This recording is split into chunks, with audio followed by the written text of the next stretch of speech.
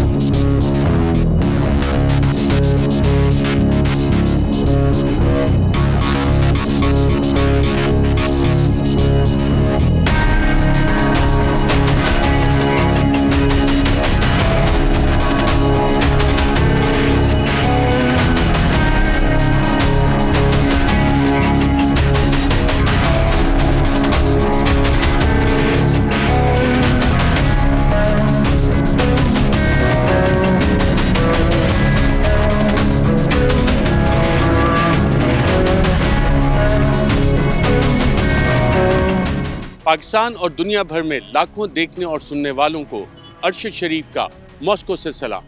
नाज़रीन, आज आपको प्रोग्राम में बताएंगे कि सन 2000 के बाद रूस दोबारा एक बड़ी ताकत कैसे बना। क्या अमेरिका और रूस के दरमियान एक नई सर्द जंग का बाकायदा आगाज हो चुका है? इस नई सर्द जंग में कौन किसके साथ होगा? रूस रकबे के लिहाज से एक बड़ा मुल्क है, एक तारीख है इसकी, और ये तारीख के मुख्तलिफ अदवार हैं।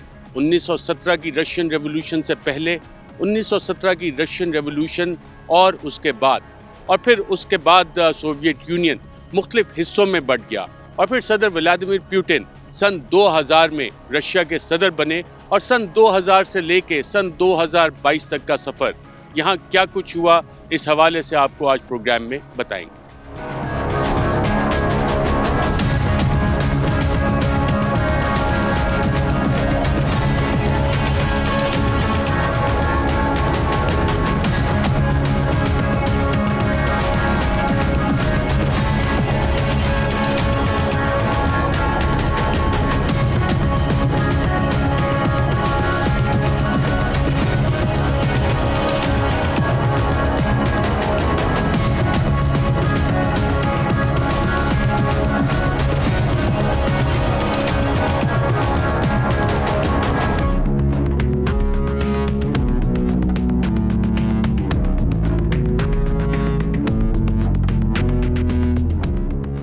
तारीख, सकाफत और तर्ज ज़िंदगी के हवाले से रशिया अपनी एक मुनफरिद शनाख्त रखता है। रूस रकबे के लिहाज से आलमी दुनिया का सबसे बड़ा मुल्क है, जो कुर्राए अर्श पर 1,70,00,000 मुरब्बा किलोमीटर रकबे पर फैला हुआ है। रूस रियासत-ए मुत्तहिदा अमेरिका से 1.8 गुना बड़ा है। बहुत से साइंसदानों और खलाबाजों का ख्याल है कि रूस रकबे के एतबार से प्लूटो सैयारे से थोड़ा बड़ा होगा। ये कनाडा से 2 गुना बड़ा और शुमाली एशिया से लेकर मशरकी यूरोप तक फैला हुआ है। रूस के 11 टाइम जोन्स हैं। रूस में यूरोप का सबसे लंबा दरिया वोल्गा और बड़ी झील लाडोगा मौजूद हैं, जबकि रूस दुनिया की सबसे गहरी झील बेकाल का घर कहलाता है। रूस के शुमाली और जनूबी कुतबों से बाहर दुनिया के सबसे कम दर्जा हरारत रिकॉर्ड किया जाता है।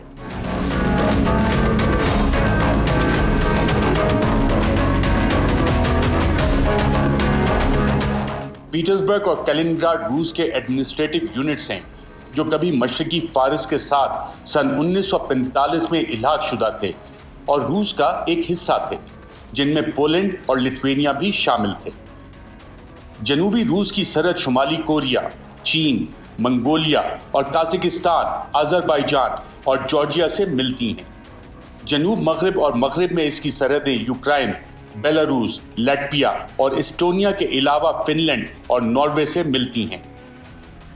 रूस की आबादी पर नज़र डालें तो अक़वाम मुत्तहिदा के आदाद व शुमार और तखमीने के मुताबिक रूस की आबादी 14,58,00,000 से ज़ायद है, जिसकी तकरीबन 54% आबादी ख़वातीन पर मुश्तमिल है। एक अंदाजे के मुताबिक रूस में 1 लाख से ज़ायद गांव हैं और उनकी औसत आबादी 10 से भी कम है। रूसी मर्दों की औसत उम्र औरतों से कम है। शायद यही वजह है कि रूस में औरतें ज़्यादा तादाद में पाई जाती हैं। آج کل روس اور یوکرائن کی جنگ ہو رہی ہے، مگر پاکستان میں بہت کم لوگوں کو اس بات کا علم ہے کہ سن 1882 میں اس وقت کے کنگ اولگ نے روس کی بنیاد ڈالی اور کیو یعنی یوکرائن کے کیو کو دارالحکومت قرار دیا۔ ماہرین کے مطابق روس میں کم از کم 180 اقسام کی تہذیب اور نسلوں کے افراد موجود ہیں۔ عیسائیت روس کا سب سے بڑا مذہب جبکہ اسلام دوسرا بڑا مذہب ہے۔ روس اپنے رقبے اور وسائل کی وجہ سے بیرونی طاقتوں کے پریشر کے سامنے ہمیشہ کھڑا رہا۔ 24 مارچ 2022 کو یوکرائن پر حملہ کرنے کے بعد روس پر امریکہ اور اس کے اتحادیوں کی جانب سے سخت اقتصادی پابندیاں لگا دی گئیں اور مغربی ممالک میں روس کے 640 ارب ڈالر کے اثاثے بھی منجمد کر دیے گئے۔ اس پر رد عمل دیتے ہوئے روس کی جانب سے یہ کہا گیا کہ مغربی ممالک یوکرائن کے معاملے پر معاشی تعلق توڑ کر لٹیروں جیسا رویہ اپنا رہے ہیں۔ روس اتنا بڑا ہے کہ اسے تنہا نہیں کیا جا سکتا اور دنیا کا مطلب صرف امریکہ اور یورپ نہیں۔ 1917 کے رشین ریولوشن نے ایک نئے معاشرے کی بنیاد رکھی جس کا نظریہ باقی دنیا سے مختلف تھا۔ 1917 سے پہلے روس پر زارز کی حکومت تھی۔ زمین زار کی ملکیت، فوج زار کے زیر اثر اور شرط زار کے حکم پر چلتی تھی۔ 1917 میں زار کے خاندان کے زار نکولس کے پاس تمام طاقت تھی اور 1917 کے انقلاب کے بعد زار خاندان کی روس پر حکومت ختم ہو گئی۔ اکتوبر 1917 میں ولادیمیر لینن نے حکومت کا کنٹرول سنبھال لیا اور روس دنیا کا پہلا کمیونسٹ ملک بنا۔ کچھ تجزیہ نگاروں کا خیال ہے کہ روسی صدر میخائیل گورباچوف کی پالیسیز کی وجہ سے سوویت یونین مختلف حصوں میں ٹوٹ گیا۔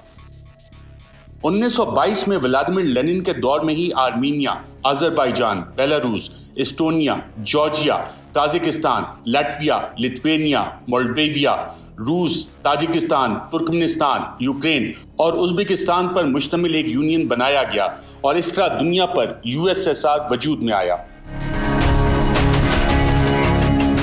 میخائیل گورباچوف سوویت یونین کے 8ویں اور آخری لیڈر ثابت ہوئے۔ 1989 میں ہی کچھ ریاستیں میخائیل گورباچوف کی پالیسیوں سے اختلاف کرتے ہوئے آزادی چاہ رہی تھیں۔ میخائیل گورباچوف نے اقتدار پر اپنی گرفت مضبوط کرنے کی بہت کوشش کی اور امریکی خوشنودی بھی حاصل کرنا چاہی اور USSR کے آئین میں تبدیلی کر کے خود صدر بھی بنا، مگر 25 دسمبر 1991 کو اس کو استعفیٰ دینا پڑ گیا اور اگلے ہی دن یعنی 26 دسمبر 1991 کو سوویت یونین ختم ہو گیا۔ روس کے موجودہ صدر ولادیمیر پوٹن کا کہنا ہے کہ بچپن سے انہوں نے ایک ہی چیز سیکھی ہے کہ کمزور کو مار پڑتی ہے، کمزوری ایک خطرہ اور بے عزتی ہے۔ پوٹن کا یہ بھی کہنا ہے کہ گورباچوف اور نکولس II کمزور تھے جنہوں نے پاور زمین پر پھینک دی اور پاگلوں کو اٹھانے بھی دی۔ 25 اپریل 2005 کو پوٹن نے اسٹیٹ آف دا نیشن خطاب میں USSR کے ٹوٹنے پر کہا تھا کہ یہ 20ویں صدی کا سب سے بڑا سیاسی اور جغرافیائی سانحہ ہے۔ روسی صدر ولادیمیر پوٹن 1952 میں لیننگراڈ میں پیدا ہوئے۔ کہا جاتا ہے کہ رشیا کو دوبارہ ایک بڑی طاقت بنانے میں صدر ولادیمیر پوٹن کی پالیسیز کا ایک اہم کردار ہے۔ ولادیمیر پوٹن کو بچپن میں ہی بلنگ کا سامنا رہا اور وہ گلی محلوں کی لڑائیوں میں بہت الجھتے تھے، اسی لیے 12 سال کی عمر سے ہی پوٹن نے جوڈو کراٹے سیکھنا شروع کر دی اور بلیک بیلٹ حاصل کی۔ بعد میں پوٹن کی وجہ شہرت کی اس کی اسٹریٹ فائٹنگ سکلز ہی بنی۔ شاید یہی وجہ ہے کہ پوٹن نے ایک موقع پر کہا تھا کہ اگر لڑائی ناگزیر ہو جائے تو مکہ مارنے میں پہل کرنی چاہیے۔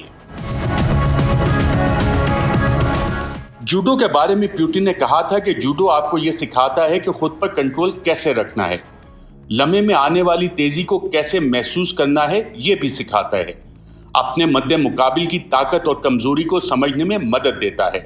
اور کیا آپ اس بات کے ساتھ اتفاق نہیں کرتے کہ ایک سیاستدان کے لیے ان تمام خصوصیات کو سمجھنا اور ان کا جاننا لازمی ہے؟ میں سینٹ پیٹربرگ اسٹیٹ یونیورسٹی سے گریجویشن کے بعد پوٹن نے KGB میں نوکری شروع کی۔ ٹریننگ کے بعد پہلے پوٹن سیکنڈ چیف ڈائریکٹوریٹ میں کاؤنٹر انٹیلیجنس میں کام کرتے رہے اور بعد میں انہیں فرسٹ چیف ڈائریکٹوریٹ میں تعینات کیا گیا۔ 1984 میں پیوٹن کو ریڈ بینر انسٹیٹیوٹ ماسکو میں مزید ٹریننگ کے لیے بھیجا گیا، جس کے بعد 1985 سے 1990 میں پیوٹن کو پہلی فورن پوسٹنگ پر مشرقی جرمنی کے علاقے ڈریزڈن بھیجا گیا۔ یہ وہی وقت تھا جب روس کی تمام تر توجہ مشرقی جرمنی پر مرکوز تھی۔ پیوٹن کو یہ ذمہ داری دی گئی تھی کہ وہ ڈریزڈن میں رہ کر وہاں ایجنٹس بھرتی کریں اور ان کو ٹریننگ بھی فراہم کریں۔ پیوٹن نے تقریباً 15 سال انٹیلیجنس سروس میں کام کیا، جس میں 6 سال کی فورن اسائنمنٹ بھی شامل ہے۔ 20 اگست 1991 میں ولادیمیر پیوٹن نے KGB سے بطور لیفٹیننٹ کرنل استعفیٰ دے کر سیاست میں قدم رکھا۔ 1999 میں پیوٹن روس کے ڈپٹی وزیر اعظم اور چند دن بعد ہی وزیر اعظم بن گئے۔ روس کے اس وقت کے صدر بورس یلسن علیل تھے اور وہ پیوٹن کو اپنا جانشین بنانا چاہتے تھے۔ 31 دسمبر 1999 کو صدر بورس یلسن نے استعفیٰ دے دیا اور پیوٹن عبوری صدر بن گئے، اور پھر مارچ 2000 میں ولادیمیر پیوٹن نے صدارتی انتخاب جیتا اور روس کے صدر بن گئے۔ بہت سے تجزیہ کار یہ مانتے ہیں کہ صدر پیوٹن کے نزدیک وفاداری سب سے زیادہ اہم ہے، اور پیوٹن طاقت اور وفاداری کو اپنا اصل مذہب مانتے ہیں۔ 1917 کی رشین ریولوشن سے پہلے سوویٹ ایمپائر کی دنیا کے مختلف ایمپائرز کے ساتھ جنگ رہی، جس کی ایک طویل تاریخ ہے۔ سیموئل ہنٹنگٹن نے دنیا کو مختلف سویلائزیشنز میں تقسیم کیا ہے، جس میں مغرب، لاطینی امریکہ، مشرقی دنیا، آرتھوڈاکس، مسلم دنیا، سینک اور افریقن سویلائزیشن شامل ہیں۔ اور اگر آپ روس کی تاریخ پر نظر ڈالیں تو معلوم پڑتا ہے کہ روس بہت سی سویلائزیشن کے ساتھ جنگ کر چکا ہے اور مستقبل میں بھی ٹکراؤ ناگزیر ہے۔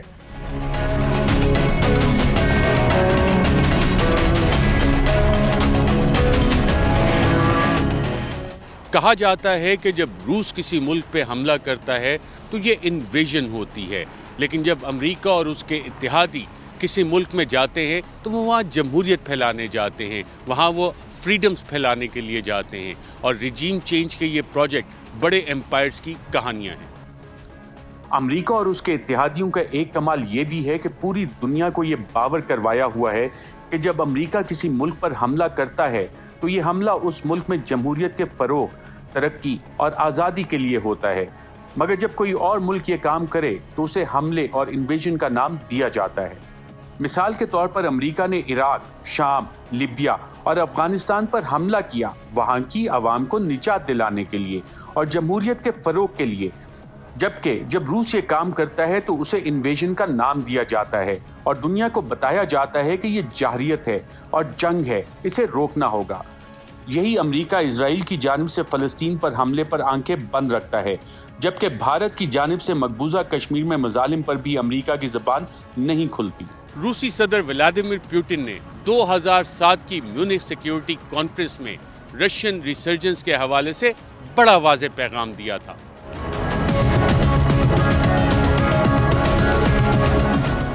مگر اس پیغام کو دنیا نے سیریسلی نہیں لیا۔